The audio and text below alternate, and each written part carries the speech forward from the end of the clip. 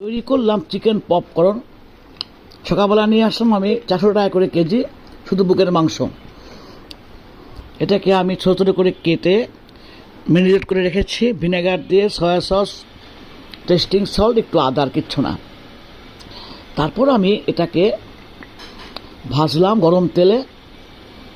এটা কিন্তু ছোটো ছোটো করে যেহেতু জড়ায় ভাজতে গিয়ে, ভাজার সময় বেসন, একটু ময়দা, ডিম, কর্নফ্লোর জড়িয়ে গেলে ভিতরে কিন্তু মাংসটা একদম নরম, কিন্তু খেতে খুব মজা।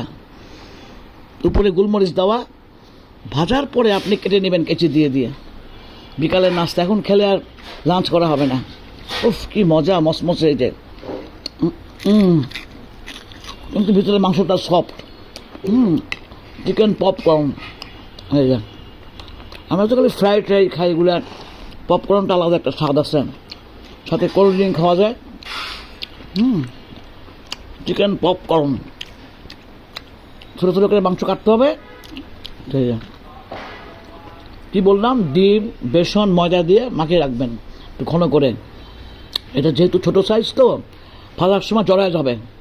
মচমচ করে ভেজে 5 মিনিটে হয়ে যায় ভাজা। এই গেটটা খোলা থাক, হ্যাঁ।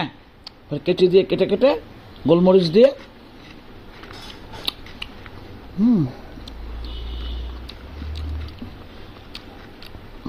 মচমচে মাংসটাকে ভিতরে সফট কিন্তু মচমচে।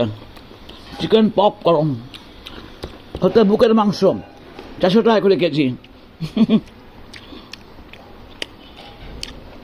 সাথে সালাদ খাওয়া যায়, একটু কোল্ড ড্রিঙ্কস খাওয়া যায়।